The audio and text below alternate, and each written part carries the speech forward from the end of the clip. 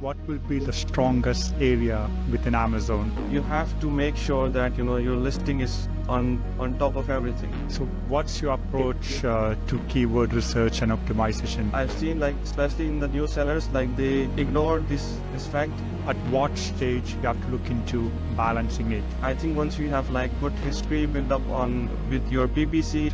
So is there any specific strategy that you want to? Ecom Squeezed podcast. Welcome to another episode of Ecommerce Squeezed. I am your host, Sebastian, founder of Retail-Outsource. And today we have a special guest, someone who knows Amazon Marketplace inside out. Joining us today is Mir Waleed, founder and CEO of Scale Fortune, an agency dedicated to helping Amazon sellers. Welcome to the show, Mir. Thank you, Sebastian, for inviting me. It's an honor for me to join your show today, and hope you are doing well. Great.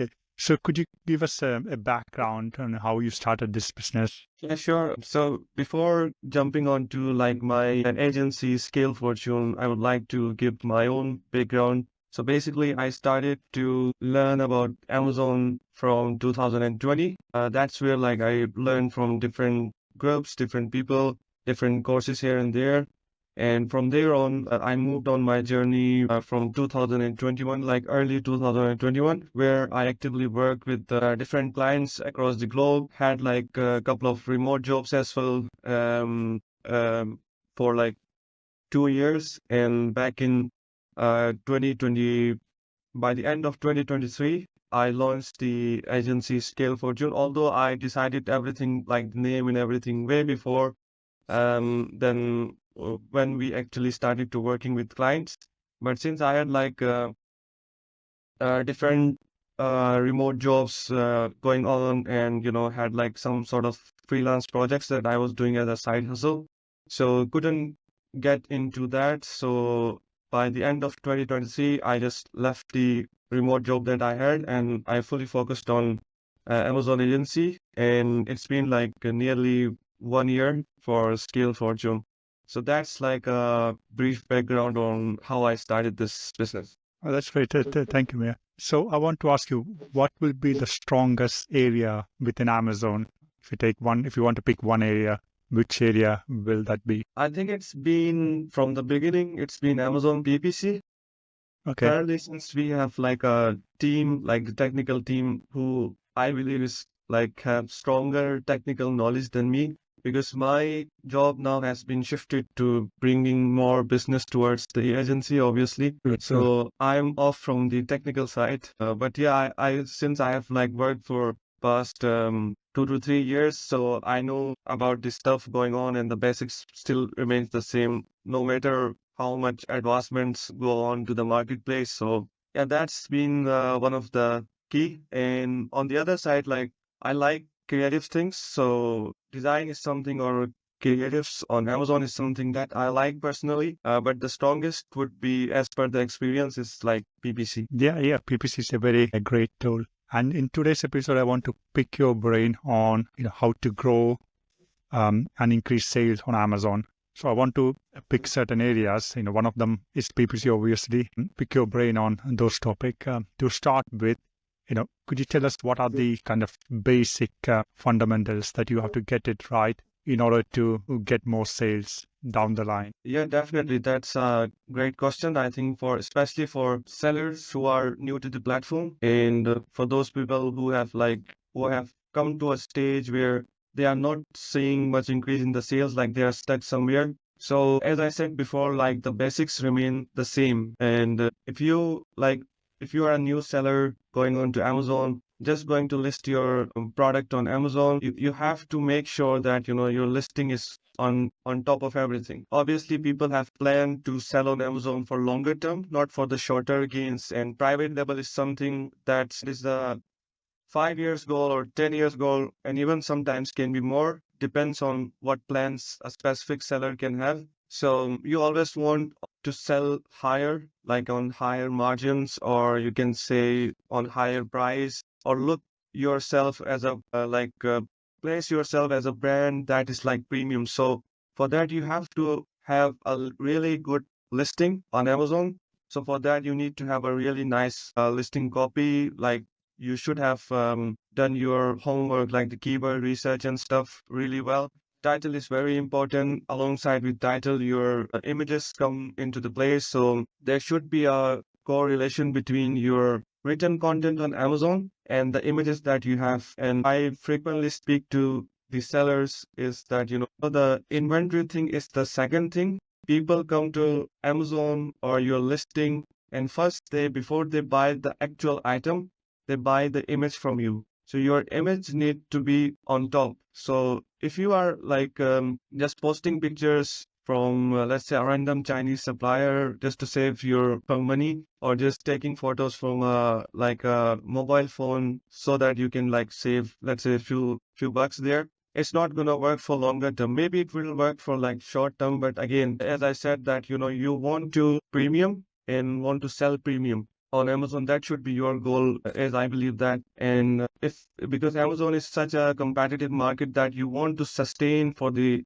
longer term, not for the shorter term. So your goals and your way of working should be on the longer term side, not on the shorter term side. So images, photography, your A+ content, your storefront, everything should be on top before jumping onto the PPC. So let's say if you have like really bad images and then you want to invest thousands of dollars on PPC just to get sales, it's not gonna work. Recently, we had a supplement client. He was like pretty new, and he spent like around $10,000 or something within 2 months just to get the sales. But when we saw his listing, he didn't invest it in like the photos, because supplements is obviously, I think, the most competitive niche on Amazon, and it requires so much, addition, or so much, kind of value on the images or the content side that people can, actually start trust. The product comes later. The design, the listing optimizations, I think, comes first. Obviously, I'm not saying that,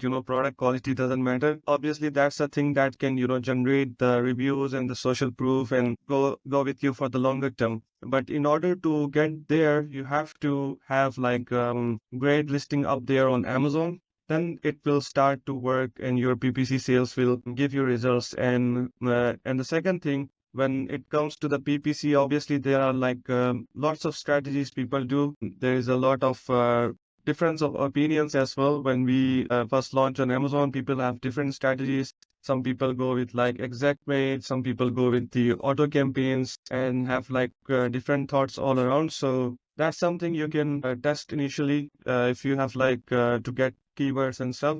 You can start with obviously auto campaigns. Exact is good for like ranking purposes, but broad and phrase can be also useful for your initial sales and stuff. And then obviously product targeting is something that can steal sales from your competitors. So that's how you can start as a beginner. And for the people who are like already selling and they want to increase the sales, they can pretty much rely on the same formula that I just give you guys. And just because they will have like the data on the PPC side, so their decision making can be easier than a new seller, because the new seller is just relying on tools and the suggested data from Amazon.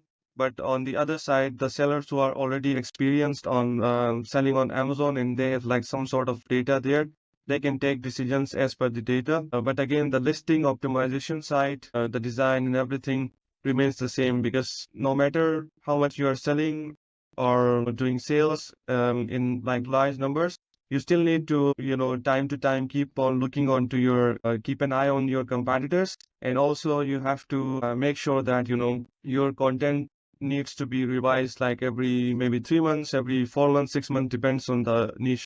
So that's kind of a, brief explanation of how you can actually increase sales for different type of sellers. Yeah.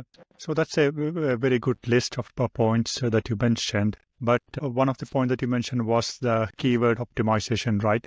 So what's your approach to keyword research and optimization? Do you have any tools that you suggest to to Yeah, I'm used to use the like Helium 10, always? but my team uses like Data Dive, Helium 10, and the search query performance report as well from Amazon to get the data from like these tools, because obviously these tools are like really helpful when it comes to getting the initial data. Like many years ago, when we do not have like these tools and not have like these resources, we used to just rely on the Amazon search bar for just getting the suggested Good old data, style. Yeah.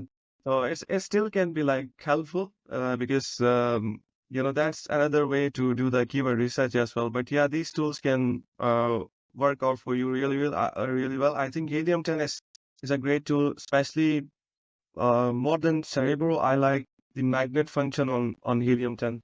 Yeah. That's great. Yeah, thanks a lot for nice suggestions for that. And the other thing that I want to ask you about the buy box, right? So if you're a brand owner, you want to make sure that you protect that buy box and nobody else sells into it.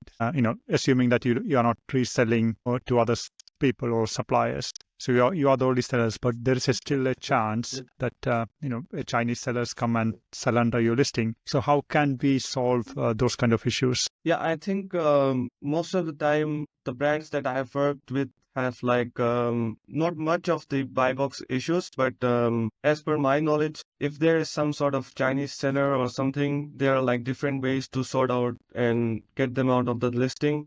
Like you can approach them through like Amazon or just buy their product and then send them a warning. You can complain to Amazon if you are like brand registered on Amazon. So you can have like multiple ways, like if you find through YouTube or Google, you will see the exact method on how you can get rid of them. So there are basically 3 to 4 different methods on how you can follow those methods and get rid of the Chinese sellers. And I think few of them is like go to Amazon, select the ask a question button, and then approach them from there. Second option is buy their product, send them a warning that, okay, this is our legal brand. You are not allowed to sell under our listing. And in any case, you can get suspended. And the third option is, file a complaint through like the brand registry or you can approach Amazon directly. So this is how you can, keep on running after them. It's obviously sometimes a time-taking process, but since you are the brand owner and the real owner of your listing and your product, so you have to keep on following them and have like some patience to get the solution. Great. And the other point is within listing is A plus content. So we have a basic one and premium one. So what are the impacts for any one of those on conversion, for example? Yeah, I think both are really good. Premium is, premium. Like I like the big images out there, and they have a like completely a new look onto your listing. A plus content is great as well. Like as per Amazon stats, A plus content can increase your conversion by 5 to 10%. So most people I've seen, like especially in the new sellers, like they ignore this fact. I think again back to the old story, like as I said, if you want to sell premium or look premium, then like A plus premium or A plus content needs to be there. Because A plus premium is something that is, I think, invited by the Amazon to the seller, but A plus content is something that you can achieve by just registering the brand. So it's kind of a feature that you can utilize. And if you see both of these, like A plus premium and A plus content, these are like one-time cost for you. So it's not like you are going to update on weekly basis or regularly basis. So this is something that can help you, boost your sales on Amazon if you really know how to make like most of the. And regarding organic sales and PPC sales, paid traffic, you want to find a balance right in between. Again, depends on each category and the competition. There are a lot of factors involved in it.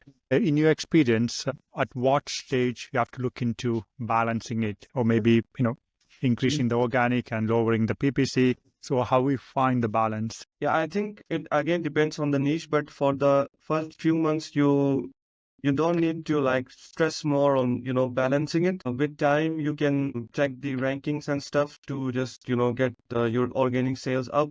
But the first focus, if you are especially a new seller or if you have like new listing on place, you will be focusing more towards like how to generate more sales from PPC, because once you are successful in that, it can obviously impact the organic sales as well. But you need to have like the keywords and stuff in place so that, they get the ranking with time. And I think once you have like good history built up on with your PPC, and you have like, let's say it's been 2 to 3 months, you are getting good sales, then it's time to slowly, boost up your, let's say, budget, or, just to do all the tricks and strategies that you can apply for, increasing the organic sales. Regarding the PPC structure, do you follow any specific format to structure the PPC campaign? Like structure in a sense on different campaigns level? Yeah, on campaign level. So is that specific ASIN, or it will be a bunch of keywords, keyword groups? Yeah. Which one do you suggest? Our basic formula is, one campaign, one ad group, and sometimes one keyword or sometimes 5 keywords. That's the basic structure we follow, because that's how you can easily kind of organize the data, and you can know what keyword is working for your campaigns. Then obviously the nomenclature of the campaign is there. We have like different portfolios. There is a bigger like catalog, and then everything goes into that, and that's how basically we manage everything. And regarding the campaign itself, like we have automatic, manual, ASIN target, branded, so there are plenty, right? So if you want to pick one or two for a brand who is starting up on Amazon, which one will you recommend? I think I would pick Auto and Exact. Okay, at the starting. And for how long will you run that? Well, it depends, but we can run it for like forever. For sometimes if it's keep on, generating the results. But yeah, Yeah. at least for the starting first week, first couple of weeks, if it's like generating good results or not. If they are generating good results, then we can keep on adding more campaigns to the product. And if they are like, let's say, if they are just ICOS, and ICOS is like running through the roof, then obviously we have to think of something else. Maybe something else will work. But if they are, as far as they are working, we just keep on adding more mesh types or more campaigns, so that, we can see more sales boost. And when you launch on Amazon, pricing is a very important factor, right, for conversion. So what kind of pricing strategies that you recommend to start with? If you remember, Stephen Poppy mentioned about, marking down like 50%, then gradually adding up to the maximum. So is there any specific strategy that you want to I tell? think I agree with, I think, Stephen Pop here, because pricing is obviously going to be a very, very crucial factor on Amazon. Let's say if you doesn't have any USP on your listing, but you have like really low pricing comparison to your competitors, I think you still can win on Amazon. But yeah, I think start lower with the market. Depends on what kind of niche it is. 10 to 20% down from the market can really help. Again, this depends on the kind of sourcing you have done, the kind of margins you have on before starting, working on your listing on Amazon. And if you have like healthy margins, then you can reduce up to 30 to 40% for, let's say, a month, or for a couple of weeks, or maybe until you get some sort of, social proof, so that once you have like some sort of established data on Amazon, and once people start seeing your product more often, then you can start to, slowly build up your price and increase like every 2 weeks by 5%, by 10%. So by the time you increase it to its like the original price, what we will say, you will have like a lots of sales history, and you will have like some sort of reviews to back up that price. So it depends, again, situation to situation and niche to niche. It's kind of like very. Yeah. And on the point of reviews, let's assume that, you launched the product, you enrolled the ASIN for wine program, and the first few reviews that you got are, bad reviews, 1-star reviews. How will you deal that situation? Once you have enrolled into the wine, and then you get negative reviews. Yeah. So let's just say that, the first 5 reviews, one is a 5-star and the rest are 1-star. So how do you deal with that situation? Yeah, one thing I learned somewhere, I think from it was Cabin King or somewhere, that the wine voices have like some sort of budget, and they prefer to have like the low price items than the higher price items. And because once they because they want to get more free items. So if they go for like high price items and stuff, and their budget is out for like, let's say, 5 products, and they are out of budget, and then they have to pay, they normally don't put like good reviews on Amazon. Rather, if there is like low price items, then they go for positive reviews, and they have like, they put the images and everything. That's somewhere I read on, I think it was Kevin King's newsletter or somewhere. I don't exactly remember. But yeah, I think wine so far for me, like wine has been really good for the sellers we have like enrolled for. Hardly we get like some sort of negative reviews, but if we get like negative reviews, then obviously if there is a major fault in the product, then we get like a lot of negative reviews, then there is definitely something needs to be fixed on the back end with the manufacturing, not with the reviewers. But in case if there is like, you think the product is all good and your competitors are doing something tricky to just pull you down, then you can go for your like friends and family to gather the reviews initially to get your listing fixed for some time until your organic reviews come into the place. Oh, that's great. Thank you. Some good points there. And regarding the other tools, marketing tools that Amazon have, like, lightning deals, vouchers, plenty, right? A lot of them. So how can the sellers utilize those tools? Do you have any tactics on how to use them? And to be honest, I do not have like a specific tactics on this because my technical teams follow these like coupons and the lightning deal stuff more oftenly. I haven't had like a detailed discussion on this because we haven't like utilized this in like bulk once or twice. So yeah, that's why I can't say much about this. Regarding PPC, for a new seller, which all KPIs they have to keep an eye on the performance of the PPC? Yeah, on PPC side, I think tacos, CTR, and like your conversion rate really matters. These are most important KPIs. Let's assume that you find an issue with CTR. So what kind of solution will you suggest in that occasion? Like if we have a lower CTR, you mean? Yeah, lower CTR. Yeah, I think that goes back to the basics as well, because if you have like the CTR is low, then there is something that needs to be worked on with your listing, not just like the PPC. So I think I will first directly check your main image because main image can be really, like it can really increase your sales by, I think, more than 50%. Again, I will come to a kind of a case study where there was one seller. It was, I think, a bad niche where there were like 4 to 5 top sellers which had like thousands of reviews, and there was a new seller who had like just hundreds of reviews. And the seller with the hundreds of reviews was getting much more sales than the ones who had like thousands of reviews. The reason was all of the sellers had like, let's say if I'm selling the phone, they had like this straight image of the phone, and the one with the lower reviews seller, he was just having a tilted image with a different like angle, and he was like demonstrating the product very well in the main image. So once you visit like the Amazon marketplace inside the product, you will see a clear difference on like he was like a prominent among all those like 4 to 5 sellers, and definitely it was like eye-catching, and people might have like clicked more, and he get more conversion out of that. So that's why main image is like really important. Overall, all your images are important, but main image can make a significant improvement in your sales and CTR. That's a very good point. Thank you.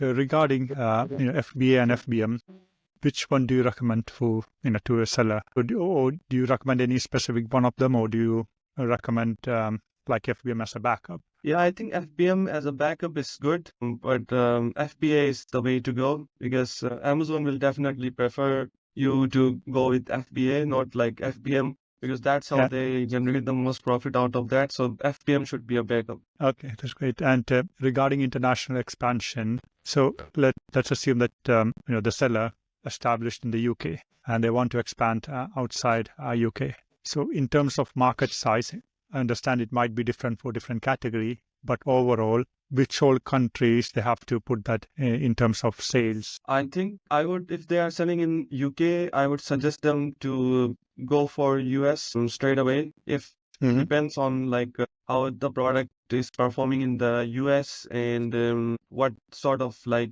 sales you can get from there. what sort of like problems you will face and how you can place the product in US marketplace. Because I think US and UK, there is a huge difference in the marketplace. US is like really, really huge marketplace and the number one in the world, obviously. So if you are going into the US, then you need to have like really good budget comparison to the UK. But yeah, if you want to build a brand long term and want to get more profits out of that, then definitely US. And yeah, that's where I am experienced as well. So US market is the way to go. Okay.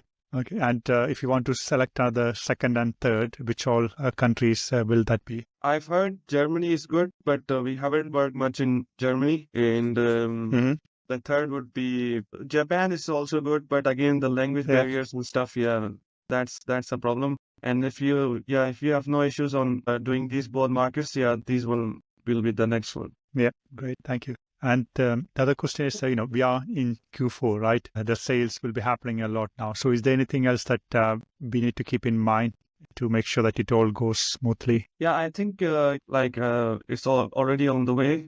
So you have to just keep in mind the dates of like there's Black Friday, Cyber Monday, then the Christmas dates, and you can, because now people will or your other competitors will start to, I think, increase the bids slowly. So you have to keep an eye on the bids and increase it by like maybe 10%, maybe 20%. And if you are like selling in a category where you will have like some sort of gifts or something like that, I think it's time to revisit your listing and see if you can put more impact, because a lot of people will buy from your niche.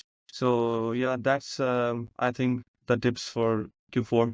That's great. And final few questions. The one question I want to ask you is which all books that you recommend for a Amazon seller? Which all books? Yeah, like if you have books any or suggestions, if you want, yeah, any marketing books, anything that you want to suggest? No, like I'm not like a proper book reader, so yeah, Okay. like I So have do you recommend any forums or any websites or any blogs? yeah, I think LinkedIn is a good place to find these sort of people. I think I would recommend Kevin King's newsletter for getting most out of it, and I think he time to time publishes videos on his YouTube channel as well. There are other people regarding PPC, like there's one who is always Amin from like he's in Pakistan as well. He has like a really good content on LinkedIn and YouTube about PPC. So yeah, that's these people you can follow. Yeah, the means I've watched them all actually. So it's all good content over there on Yeah, yeah. YouTube and LinkedIn. Yeah, great point. Okay, and where can people find your website or your LinkedIn? I'll put a LinkedIn link in the show notes. But about your website, or do you want to have any special consultation for free at the starting? Do you offer anything like that? Yeah, so our website is www.scalefortune.com, and yeah, we basically provide free audit for like Amazon sellers. It's basically a free PPC audit where we just see all your reports and stuff and give you everything transparently. And secondly, yeah, we can also suggest about your listing as well, like where your gap is and how you can improve your sales in general. And that's like free for like everyone. So yeah, website is there. My LinkedIn will be on description. Hopefully Sebastian will put in the description. Yeah, both of them. I'll put the website link and the LinkedIn link as well. Yeah. And my last question will be, which all softwares that you will recommend for an Amazon seller? I would recommend Helium 10. Yeah. It's the one I think I've been using from the beginning, and I really like the tool.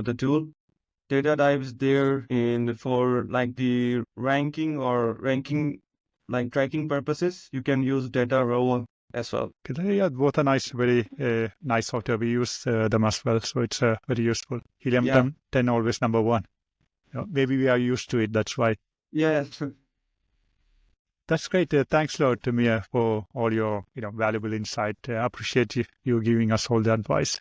Thanks a lot for coming to the show. Thank you, Sebastian, for inviting me. It was really nice talking to you. That's great. Thank you. Thanks a lot, guys.